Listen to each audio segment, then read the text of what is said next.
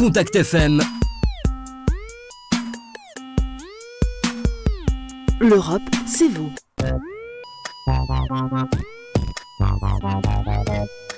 Un expert répond à vos questions.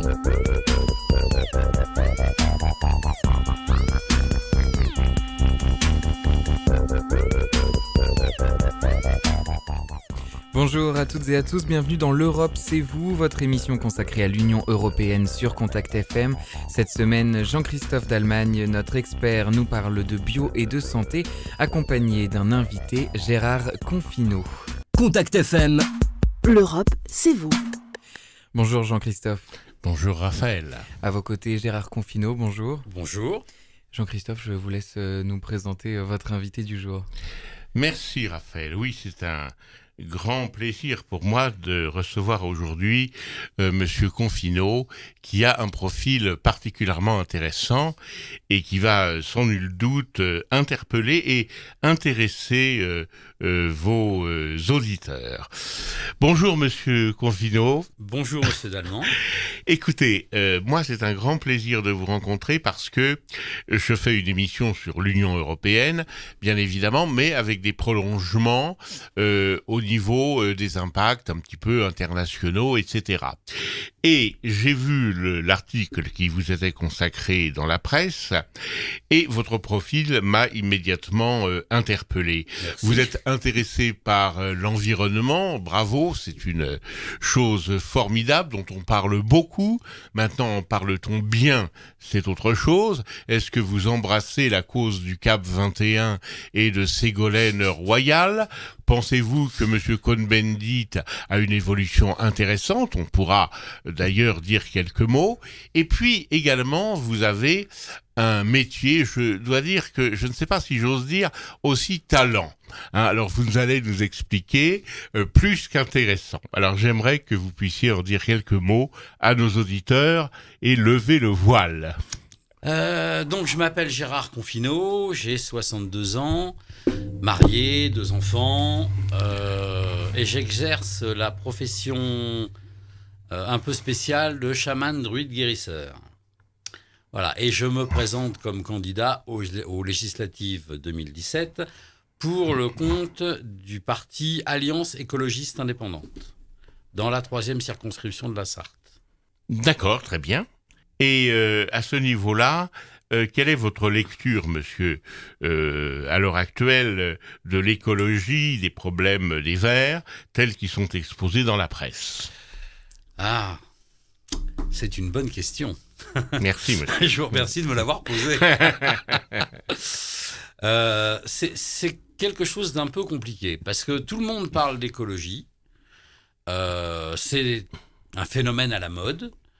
Venant de la masse, il y a un vrai ressenti, un vrai besoin de s'intéresser à notre terre, à notre planète, à l'air qu'on respire, à la manière dont on mange. Et on s'aperçoit que les discours politiques des différents partis n'y attachent pas une importance primordiale. Et je trouve ça un peu dommageable.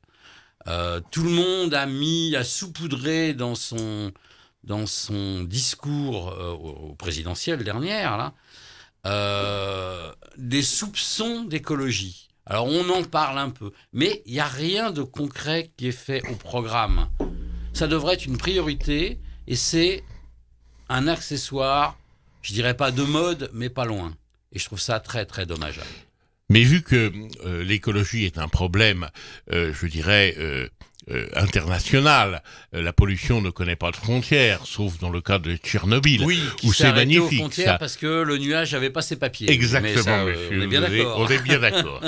Mais en dehors de ça, il faut quand même reconnaître que ça ne fonctionne, comme ils le disent maintenant, que par des accords internationaux. Or, les raisons d'État, vous les connaissez, Bien sûr. etc. Alors, est-ce que c'est pas un peu le propre de l'écologie que d'avancer sans mauvais jeu de mots à vitesse géologique, quoi, pour ainsi dire ? Moi, je pense que la prise de conscience de la sauvegarde de la planète et de notre propre sauvegarde, parce que tel qu'on est parti, on est presque mort, je veux dire à l'échelle de la Terre, bien sûr.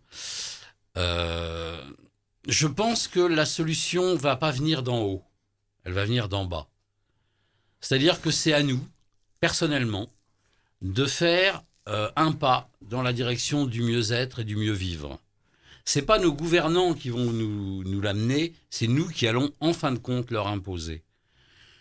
C'est à nous de boycotter les trusts agroalimentaires pour nous nourrir d'une manière plus simple, tout aussi agréable, mais surtout plus saine. Allez acheter vos tomates chez votre voisin s'il en a et que vous en avez pas, c'est pas plus idiot que d'aller les acheter à Carrefour. Bien sûr. Ben voilà. Donc moi je suis pour une autoculture maximale. C'est-à-dire qu'à partir du moment où on a un petit bout de terrain, je trouve ça presque pas citoyen de ne pas faire planter ses tomates soi-même, de ne pas planter ses tomates soi-même. Et bien sûr, on ne va pas bouffer que des tomates, mais si moi j'ai des tomates dans mon jardin et que vous avez des carottes, eh ben, si je vous donne 1 kilo de tomates, vous pouvez me donner 1 kilo de carottes. Bien sûr, ça ne va pas profiter à l'industrie agroalimentaire. C'est bien triste pour eux et j'en suis très peiné. Mais vous allez manger des bonnes tomates de mon jardin et moi je vais manger des bonnes carottes du vôtre. Ben, c'est sympa. Oui, d'accord. Et pensez-vous que maintenant ça passe par les AMAP, vous savez, les coopératives, etc. J'avais reçu ici il y a quelques mois un agriculteur un maraîcher de la Sarthe et qui vantait un petit peu ce type de démarche. Mais je comprends très bien ça. Je dois dire, même c'est frappé au coin du bon sens. Bien sûr. Hein. On peut pas qualifier ça autrement.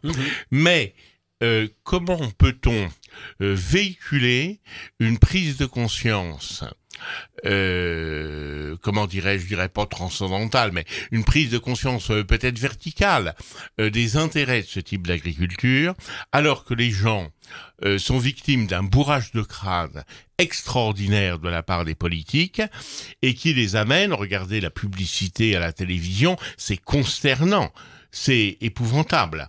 Alors, est-ce que vous pensez que c'est pas un vœu pieux et que finalement on va ramer, mais ce sera très difficile de faire ça? Regardez, moi j'habite Paris, monsieur. Je vais pas vous faire de confidence, mais moi j'irais bien à la MAP à côté de Vasse. Il y a aucun problème. Mais à Paris, habitant le centre de Paris, vous conviendrez que travaillant, etc., c'est pas très simple non plus. Non, mais des AMAP qui travaillent sur Paris, il y en a plein. Oui. Des paniers distribués en région parisienne, on en trouve plein. Donc il faut travailler avec ces gens-là. Non, mais je parle de Paris intramuros, cher monsieur. Oui, tout à fait. Intramuros? Oui, bien sûr. Ah bon, d'accord. Bien sûr. J'ignorais. Oui. C'est par les marchés, alors... Non, mais... Ah bon, je ne savais pas ça. L'autre fois, j'ai été, parce que j'habite un peu à cheval entre la région parisienne et la Sarthe, puisque mon épouse est restée en région parisienne. Et l'autre fois, j'ai été acheter une bouteille de vin chez le caviste, et là, j'ai trouvé une publicité pour des paniers. Tiens. Voilà, pour c'est bien, ça. 8 ou 10 euros, je ne sais plus, on pouvait avoir son panier toutes les semaines. Donc, des démarches comme ça, il y en a plein dans Paris. Paris intramuros. Donc, il n'y a pas de raison. Au contraire, il faut travailler avec ces gens-là parce que ça leur permet de pouvoir cultiver pour nous. D'accord. Oui, donc, bien sûr. C'est bénéfice pour tout le monde, quoi. C'est gagnant-gagnant. Oui. Eh oui. Alors donc, quand Attends, vous... excusez-moi, je vous coupe la parole, mais oui. Sur Paris, il y a aussi des choses qu'on peut faire. J'ai vu un film que j'ai trouvé, moi, pour ma part, extraordinaire, qui s'appelle Demain. Demain, c'est un film qui nous parle de solutions écologistes et non pas de problèmes. Parce que c'est vrai que la plupart du temps, on nous montre des problèmes écologiques et on va vers la catastrophe. À la fin de ces films-là, on dit c'est bien, mais on a envie d'aller se jeter dans la Seine. Demain nous montre des solutions qui fonctionnent déjà partout dans le monde, en Argentine, au Brésil, en Espagne, partout, mais en petit comité. pourquoi est-ce qu'on généralise pas ceci ? Entre autres, j'avais vu dans ce film-là ce qu'ils appellent les jardins urbains. Les jardins urbains, c'est des zones qui sont désertées, une industrie qui a fermé et ça reste à l'abandon. Et ben, dans les entrepôts, on peut faire pousser des légumes. Les gens du quartier peuvent faire pousser des légumes. Il suffit simplement de se réapproprier. Alors bien sûr, ça appartient à quelqu'un, mais à la limite, ça pourrit. Donc, squattons. Oui. Squattons et plantons nos tomates dans les hangars à Paris. Oui, il me vient l'idée là. Je fréquentais à un moment les buttes Chaumont et il y a ce type d'expérience à côté du métro Pyrénées, au-dessus là. Oui, vous avez parfaitement raison, ça m'avait complètement échappé. Mais moi, je suis dans une région qui est Paris 8e. Ouais. Alors là, à part des banques, des assurances et des cabinets de consulting, comme on dit maintenant, n'est-ce pas ? Il n'y a pas grande trace de la nature, hein, je dois dire. Il y a des parterres de fleurs. Dans le 8e, il y a des endroits où il y a des parterres de fleurs. C'est bien de mettre des fleurs, c'est joli de mettre des fleurs. Mais si les gens du coin plantaient des salades à la place, arrachez les pétunias et mettez-y des laitues. Bien Vous sûr. aurez des laitues à manger. Oui. Mais est-ce que certains habitants un petit peu collés-montés, si vous voyez ce que je veux dire, du coin voient ça, je ne suis pas sûr d'entraîner l'adhésion de tous les clients. Mais enfin bon, ils préfèrent aller chez Édiard Fauchon ou dans ces magasins hyper chers. Alors, je pense que vous seriez surpris. Ah bon ? Oui, je pense que vous serez surpris. Ah ben, maintenant, il ne faut pas oublier que dans ces quartiers-là, ces gens dits UP embauchent du personnel, travaillent avec du personnel de maison, qui habite sur place. Certes. Ok. Si on empêche Conchita d'aller planter et manger sa salade, Conchita, si elle fait la grève, il n'y a plus personne qui va servir la soupe. Oui, c'est clair. Donc, il y a quand même des moyens d'action. D'accord. Voilà. D'accord. J'ai envie d'évoquer avec vous 2 minutes ce qu'on appelle les Verts au Parlement européen et qui sont une source de lobbying très importante, comme vous le savez sans doute. On dit d'ailleurs que les Verts sont verts à l'extérieur et rouges à l'intérieur, comme disaient certaines mauvaises langues. Il fut un temps. Alors, comment voyez-vous, monsieur, l'international aujourd'hui sur le plan de l'écologie ? Pensez-vous que des gens comme Cohn-Bendit, comme Wächter, il fut un temps, peut-être vous rappelez d'Antoine Wächter, etc. Est-ce que vous trouvez que c'est bien ou au contraire, faudrait-il revenir à une pensée plus locale et une production plus autarcique ? Moi, je pense qu'il vaudrait mieux aller vers une production plus locale et plus autarcique. Maintenant, des gens comme Bendit, moi j'adore, parce que ce sont des gens qui parlent bien et qui parlent juste surtout, et qui n'ont pas peur de dire les choses là où plus personne n'ose les dire. Donc c'est bien d'avoir des gens qui de temps en temps tapent du poing sur la table en disant « Bon, McDo, ça suffit, quoi ». Oui. Je pense plus à Beauvais, alors là. Oui, non, mais c'est un exemple. Mais je veux dire, tous ces gens-là qui prennent la parole et qui sont pas d'accord avec ce qui devrait se faire au niveau national, moi je dis bravo, il en faut. Maintenant, ça n'empêche pas que individuellement, il faut que les gens se prennent en main individuellement et se secourent les uns les autres. Moi je trouvais que c'était très intéressant, notamment le discours de Beauvais qui a ressuscité en quelque sorte une notion qui avait été complètement oubliée par notre société de consommation, qui est la marchandisation. Et il avait justement mis l'accent sur aujourd'hui cette tendance à la marchandisation du monde. Tout devient marchand, etc. Bien sûr. Certains parlent de réification, la chosification. Et vous le sentez, vous, ça, très nettement ? Je suis d'accord avec ça. Je suis d'accord avec ça. Je suis d'accord avec ce que vous dites, mais je suis pas d'accord avec le principe. Oui, au contraire. D'accord. Moi, je suis plus pour un retour à la discussion. Les gens discutent plus entre eux. Alors vous habitez Paris, c'est quelque chose que vous voyez tous les jours. Les gens se croisent. D'abord, dans son quartier, on connaît personne. On connaît 2-3 personnes, sa boulangère, sa pharmacienne, mais on connaît personne. Ouais, ouais. Et les gens se disent même pas bonjour. Moi, ce qui m'a interpellé quand je suis arrivé à la campagne la première fois, c'est que je croisais quelqu'un, il me disait bonjour. Eh ben, Ah à oui, Paris, oui, on n'a tout pas à l'habitude. fait, tout à fait. Tout à fait. Je voulais savoir, monsieur, une chose. Vous m'avez évoqué tout à l'heure l'Alliance écologique indépendante. Oui, C'est une structure... c'est un parti politique. Parti politique, Oui, c'est un d'accord. parti politique qui existe déjà depuis un certain nombre d'années. J'ai oublié la date de sa création. Mais qui... Ça a à voir avec René Dumont? non, je ne connais pas René Dumont. Non. Non. Ça a été créé par Jean-Marc Governatori. Oui. Et c'est un parti politique, donc vraiment, qui est autofinancé, Oui. donc qui ne reçoit pas de subside de l'État, ou si maintenant ils en reçoivent, j'en ai pas été informé, mais bon, pendant très longtemps, c'était complètement autofinancé. C'est un parti qui est au-delà des clivages droite-gauche. Donc chez nous, on a toute tendance confondue. D'accord. Ce qui nous importe, c'est l'écologie. Et on n'a pas de couverture politique suffisante pour nous permettre de... Par exemple, là, au présidentiel, on n'y était pas. Pourquoi ? Parce qu'on n'a pas eu nos 500 signatures. Mais c'est pas grave. Ça fait des années qu'on travaille, ça fait des années qu'on est sur le terrain.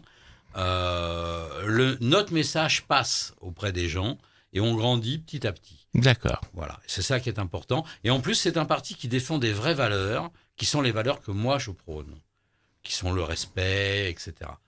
Donc ça, c'est pour moi quelque chose d'important. La politique est quelque chose qui ne m'intéresse pas du tout. C'est la première fois de ma vie que j'adhère à un parti, et ça fait maintenant quelques années que je suis à l'Alliance. Donc si j'ai été séduit par ce parti, c'est d'abord par les valeurs qui véhiculent. D'accord. Dans l'article rédigé par mademoiselle Lucille Aguera, je crois, du Petit Journal, vous évoquiez le fait que, et à juste titre, je trouve que les politiques étaient aujourd'hui déconnectés des réalités. Est-ce que vous ne pensez pas, cher monsieur, que parfois un cumul des mandats raisonnable, j'insiste bien sur raisonnable, peut permettre d'avoir des politiques qui ne soient pas des gens hors sol, si vous voulez, et qui réfléchissent dans leur cabinet? Moi, je me battrai pas sur le cumul des mandats à partir du moment où, effectivement, comme vous le dites, il est raisonnable. Voilà. Parce que je vois pas pourquoi... sous prétexte que demain je suis député, je peux pas aussi être le maire de ma commune. Voilà. Ben, c'est complètement ridicule. De toute façon, pendant très très longtemps, les gens étaient députés-maires. Je vois pas pourquoi on mettrait ça en cause, parce qu'ils ont fait des choses, et pour leur département, et surtout pour leur commune aussi. Donc il n'y a pas de raison. Donc ça me gêne pas. Par contre, je vais pas citer de nom, mais il y a des exemples connus de certains hommes politiques qu'on a interrogés qui ne connaissaient pas le prix de la baguette de pain. Bien sûr. Ou le prix du ticket de métro à Paris. Ce qui est quand même un peu embêtant. Quand on est censé gouverner un pays, on est aussi censé le connaître. Et puis ces gens-là, le pain, ils le mangent, comme tout le monde. Mais ils en ont certainement jamais acheté de leur vie. Il y a des chances. Eh oui. Ça, c'est un peu embêtant. Donc moi, je pense qu'il faut arrêter de donner à nos hommes politiques l'importance qu'ils ont. C'est sûr que c'est important d'avoir fait des études en politique et d'avoir un certain nombre de pourcentages de gens qui connaissent comment ça fonctionne. Mais on a quand même le droit de se gouverner nous-mêmes. Donc donnons au peuple, aux gens du peuple, aux gens qui connaissent les problèmes, la possibilité de s'exprimer et de parler à table égale avec nos hommes politiques. D'où l'intérêt d'avoir des députés qui ne sont pas forcément des hommes politiques. Oui. J'ai très envie de vous poser une question, monsieur Groffineau. Souscrivez-vous à cette mode actuelle de généralisation des référendats? Est-ce que vous pensez qu'un système de votation, comme il y a en Suisse, ou de référendum, est-ce que vous trouvez que ce serait une manière de réactiver la relation entre les individus et le monde politique? Il ne faut pas tomber dans l'abus de référendats. Je crois pas. Mais les votations, non? Ouais, je crois pas à ce système pour une raison très simple. Avant, l'acte d'aller voter, c'était quelque chose d'important. Aujourd'hui, vous interrogez la plupart des Français, ils en ont ras-le-bol. On passe notre temps à ça. Donc, foutez-nous tranquille, quoi. Donc, faire des référendums pour tout et pour rien, ça veut dire qu'on va passer notre temps aux urnes. Alors, bientôt, ils vont installer des lits de camp dans les mairies et on pourra dormir sur place, comme ça on pourra voter tous les jours, ça sera bien. Faut arrêter, quoi. Vous n'êtes pas du tout admiratif du modèle suisse, par exemple? Pas du tout. Non. Pas du tout. D'ailleurs, si j'étais admiratif du modèle suisse, je serais parti vous en y Suisse. seriez déjà. Voilà, vu mon immense fortune, j'y serais déjà. D'accord. Mais non, on est bien chez nous quand même. Oui, bien sûr. Je pensais à l'Autriche, qui a aujourd'hui une agriculture au niveau des normes, vous savez, écologiques, bio, etc., sont au top niveau, alors que les pauvres Roumains et parfois certains pays enseignement de l'Est sont beaucoup moins exigeants. Est-ce que vous pensez, monsieur, que ce serait bien qu'il y ait une normalisation européenne de la notion de produits bio? Parce que le bio, objectivement, c'est du bio. Alors, je pense. Est-ce que c'est pas encore une stratégie marketing, truc? Qu'est-ce que c'est qu'un produit bio? Un produit bio, c'est un produit qui est estampillé avec AB ou d'autres labels. Donc ça veut dire que moi,